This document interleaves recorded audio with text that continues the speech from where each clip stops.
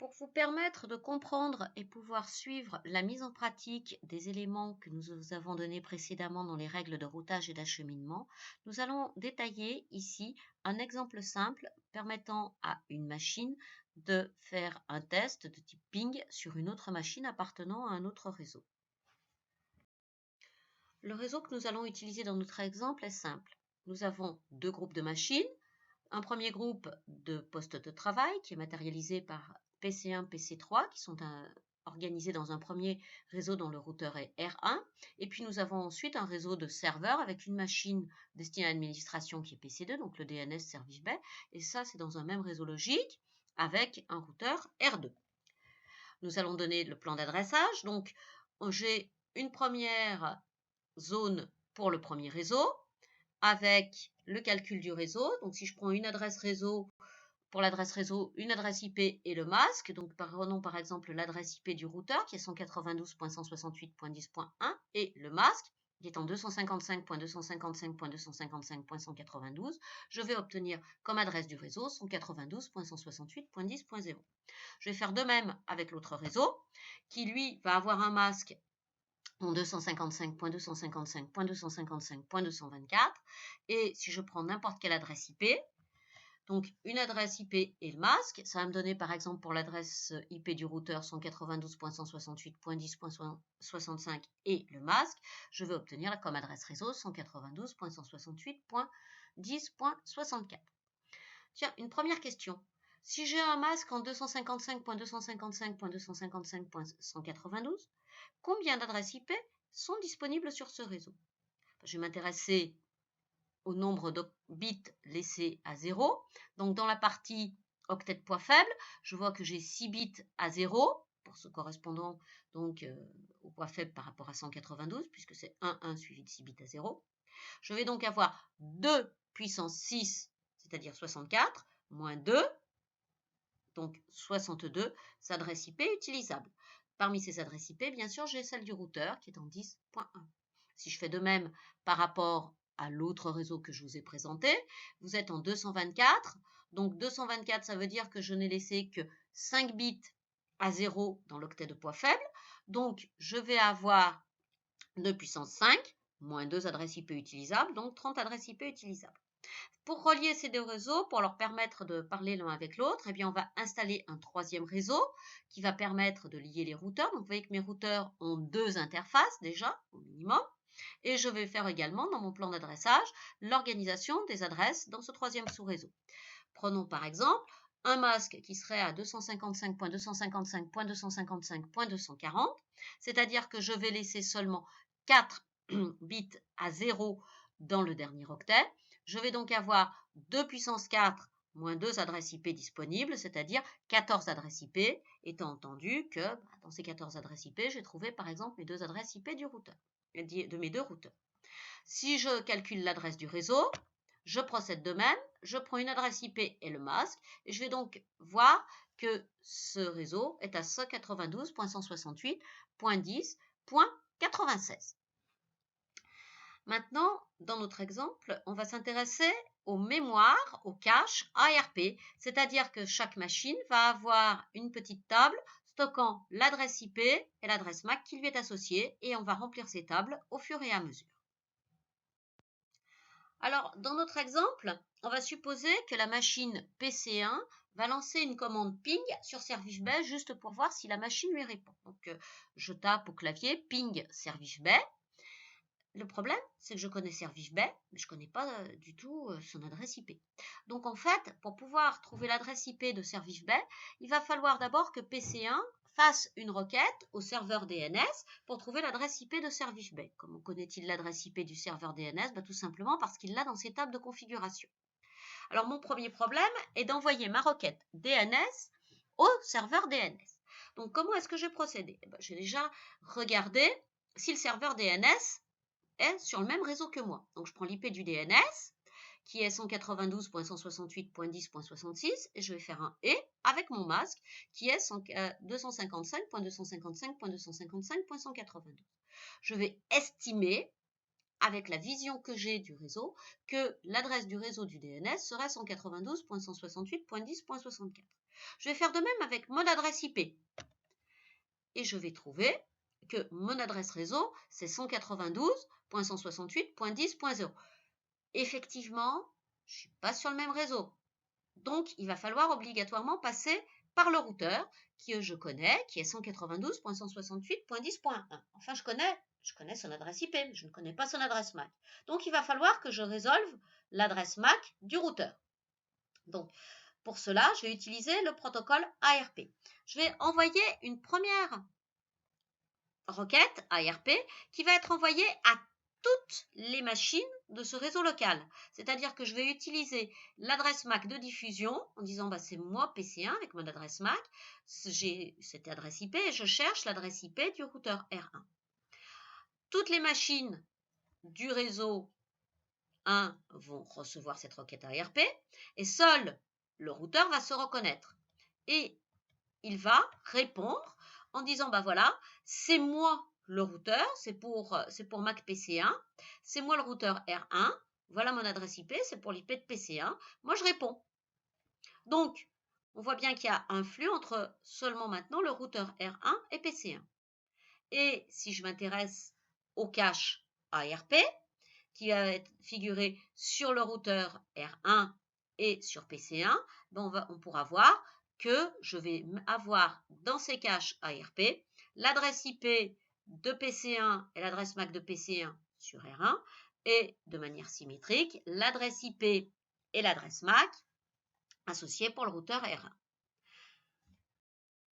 Donc maintenant PC1 sait que pour joindre le DNS, il va falloir qu'il envoie sa requête DNS au routeur. Alors vous notez qu'on va envoyer à l'adresse MAC du routeur R1 en mettant l'adresse MAC de PC1, mais que les adresses IP de la source et du destinataire restent identiques puisqu'il s'agit simplement d'utiliser la fonction de routage de R1. Donc PC1 va dire bah, c'est pour l'IP du DNS, voilà ma requête DNS. Moi je voudrais bien savoir qui s'appelle ServifB. Alors le routeur R1 reçoit cette demande. Il va se poser une première question, est-ce que je connais le DNS?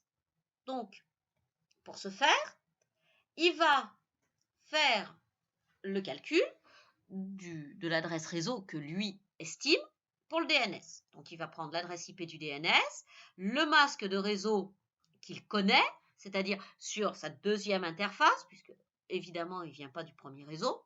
Il va trouver que c'est a priori sur un réseau qui pourrait être 10.64. Il fait de même avec son adresse IP. Notez qu'on prend l'adresse IP associée au deuxième réseau sur lequel est connecté le routeur. Et moi, je trouve que je suis sur le réseau 96. Bon, ben, .64, c'est pas la même chose que .96. Donc, il va falloir que j'utilise ma table de routage pour savoir par où je vais devoir passer pour envoyer ma petite requête jusqu'au DNS. Si je regarde la table de routage, je vais voir que, tiens, je peux passer par le routeur R2, que je connais bien. Enfin, je le connais bien, je connais son adresse IP. Mais je ne connais pas son adresse MAC.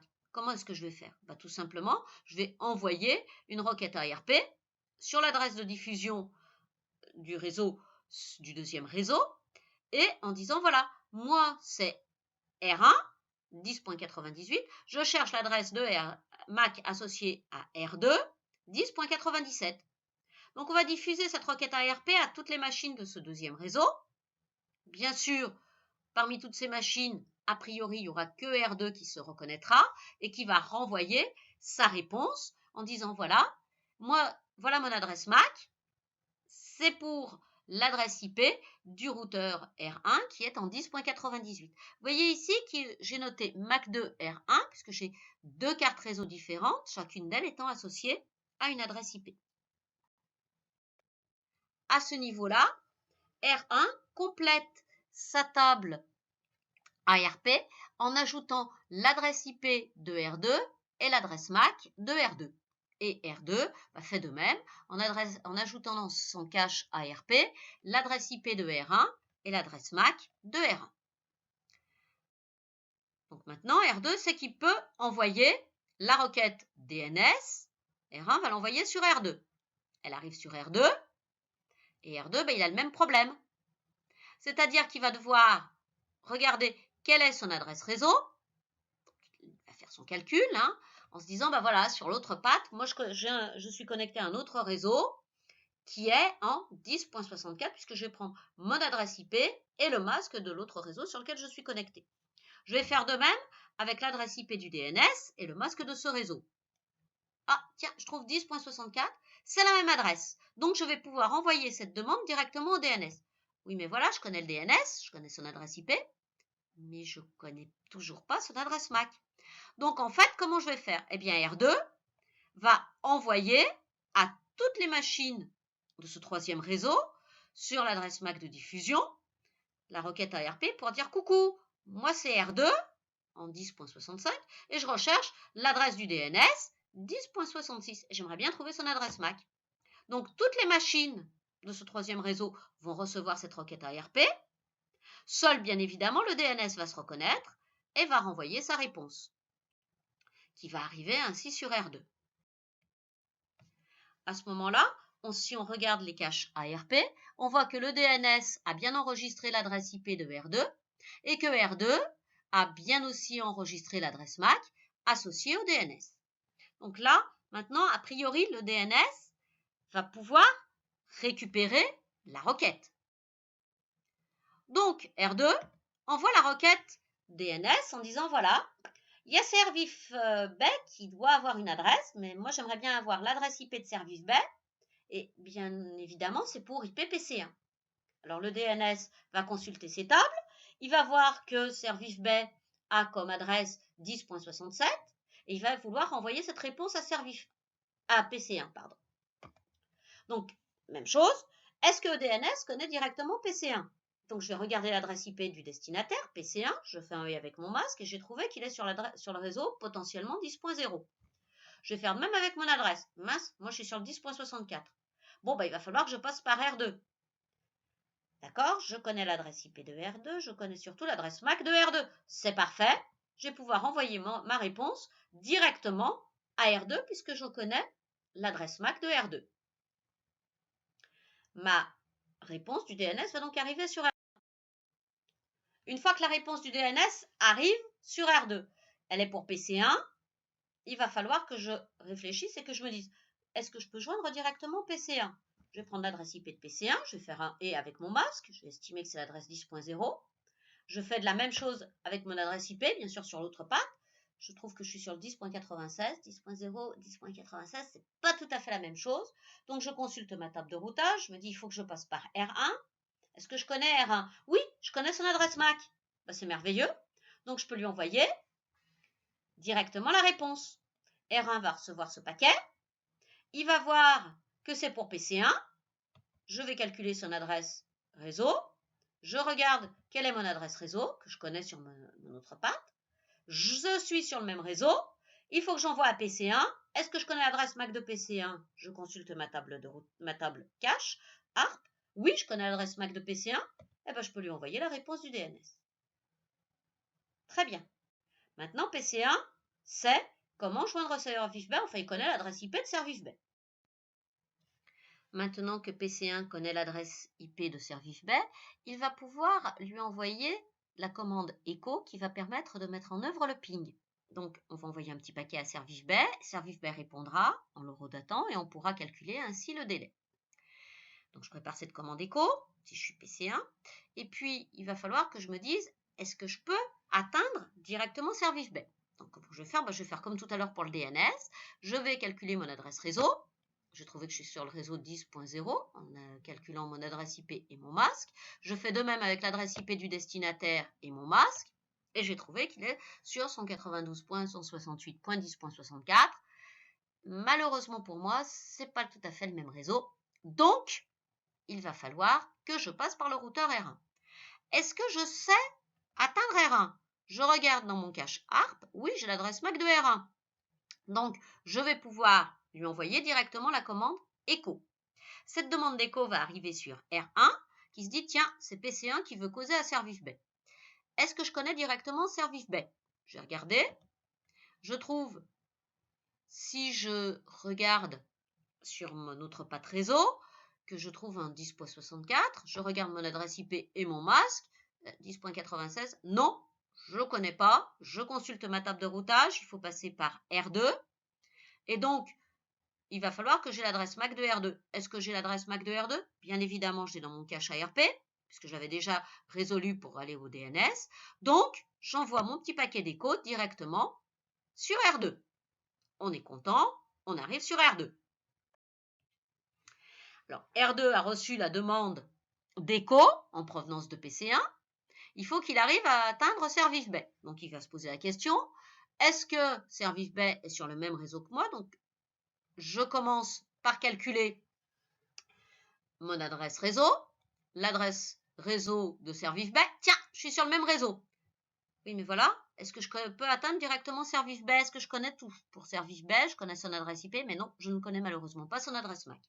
Donc, je vais faire une requête ARP que je vais diffuser donc, sur le troisième sous-réseau, le réseau 10.64, et en disant qui a l'adresse qui correspond à Service Bay. Toutes les machines reçoivent cette requête ARP, seul Service Bay va se reconnaître et va renvoyer en donnant son adresse MAC. À ce moment-là, Service Bay a complété sa table ARP avec l'adresse de R2 et R2 aura complété sa table ARP avec l'adresse MAC de Service Bay. On va pouvoir envoyer la requête écho. Donc, vous voyez qu'à la fin, j'ai bien tous les caches ARP qui ont été complétés, celui de Service Bay qui est complété avec l'adresse MAC du routeur R2 et le cache de R2 qui est bien complété avec l'adresse MAC de Service Bay. Alors, reprenons notre exemple. Service Bay va recevoir la demande d'écho qui lui est destinée. Il va l'analyser et il va se dire, bon, je vais répondre avec un écho à PC1. Pour répondre à PC1, je vais commencer par regarder si PC1 est sur le même réseau que moi. Donc, je prends l'adresse IP de PC1, j'applique mon masque réseau. Mon adresse IP, j'applique mon masque réseau. Je vais trouver donc les deux adresses réseau. Et objectivement, je ne peux pas dire que 10.0 soit égal à 10.64. Donc, je consulte ma table de routage et je passe par R2. Est-ce que je sais atteindre R2? Oui, parce que dans mon cache, je dispose de l'adresse MAC de R2. Donc, je vais envoyer directement à R2 ma requête d'écho en retour. Alors, R2 reçoit cette requête. Il sait que c'est pour PC1. Est-ce qu'il peut atteindre directement PC1? Il vérifie si c'est sur le même réseau, si c'est sur un réseau qu'il connaît, donc sur sa deuxième patte. Il recalcule son adresse réseau. Il voit que 10.0, ce n'est pas la même chose que 10.96. Il consulte sa table de routage. Il se dit qu'il doit passer par R1. Est-ce que je connais l'adresse MAC de R1? Et oui, je connais l'adresse MAC de R1. Donc, je peux lui envoyer l'écho. R1 reçoit alors cet écho en retour. Il va pouvoir maintenant savoir s'il peut atteindre directement PC1. Donc, il va calculer l'adresse réseau de PC1, sa propre adresse réseau. Il se dit, tiens, c'est la même chose. Est-ce que je connais PC1? Je vais vérifier dans ma table ARP. J'ai l'adresse MAC de PC1. Je peux donc lui envoyer directement en retour cette réponse d'écho qui va arriver sur PC1. Et à ce moment-là, on a déjà eu le premier paquet ARP qui a été, le premier paquet de ping qui a été résolu avec, bien sûr, de multiples ARP. Donc, toujours pour le premier paquet, c'est toujours plus long parce qu'il faut d'abord qu'on résolve l'adresse IP et puis qu'ensuite qu'on complète tous les caches ARP.